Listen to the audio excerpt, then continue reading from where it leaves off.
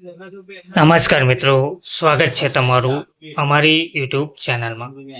મિત્રો, ઓજસ દ્વારા વર્ગ 1, વર્ગ 2 અને વર્ગ 3ની અલગ અલગ પોસ્ટ માટે ભરતી જાહેર કરવામાં આવી રહી છે।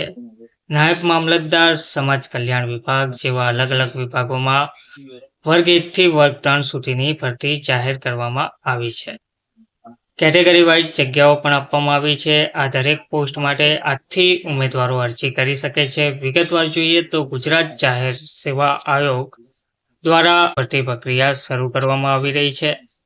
ઓજસ દ્વારા આ ભરતીનું આયોજન કરવામાં આવ્યું છે, જેમાં તમે gpsc-ojas.gujarat.government.in અથવા gpsc.gujarat.government.in ના માધ્યમથી તમે અરજી કરી શકો છો।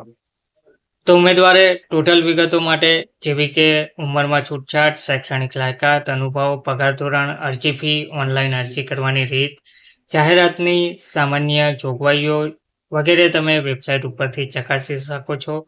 1/2/2025 એટલે કે આજથી બપોરે 1 વાગ્યાથી અરજી પ્રક્રિયા શરૂ થઈ ચૂકી છે।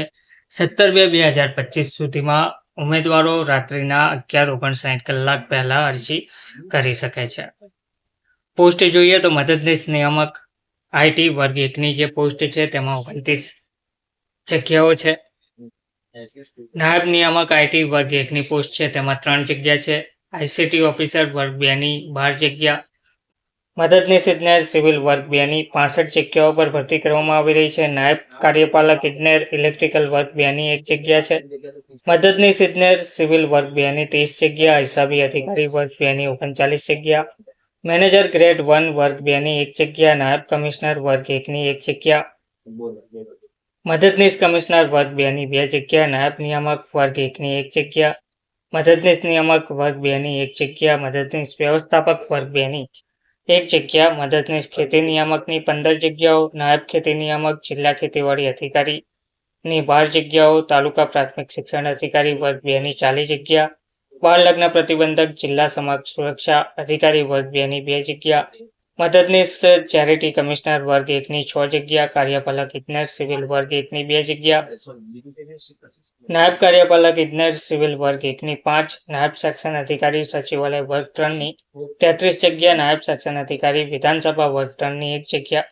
નાયબ મામલતદાર વર્ગ 3ની 38 જગ્યા। સહ પ્રાધ્યાપક પીડિયાટ્રિક્સ સર્જરી વર્ગ 1ની 4 જગ્યા। પ્રાધ્યાપક મેડિકલ જેનેટિક્સની 1 જગ્યા।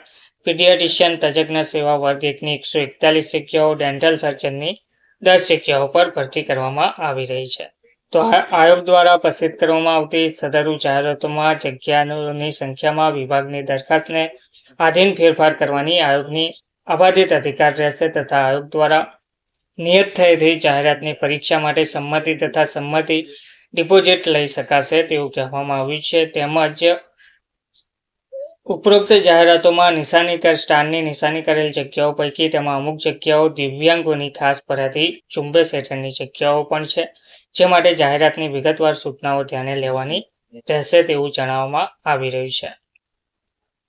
તો અરજી કરતી વખતે જ ઉમેદવારે પોતાનો ફોટો અને સહી અપલોડ કરવામાં આવે તે સુનિશ્ચિત કરવું। જો ઉમેદવાર દ્વારા પોતાના બદલે અન્ય કોઈનો ફોટો કે સહી અરજી પ્રવેશપત્રમાં જણાશે તો ઉમેદવારને પરીક્ષામાં બેસવા દેવામાં આવશે નહીં। તો ઉમેદવારોએ આજથી અરજી પ્રક્રિયા શરૂ થઈ ગઈ છે। ઉમેદવારો 17/2/2025 સુધીમાં અરજી કરી શકે છે। ધન્યવાદ।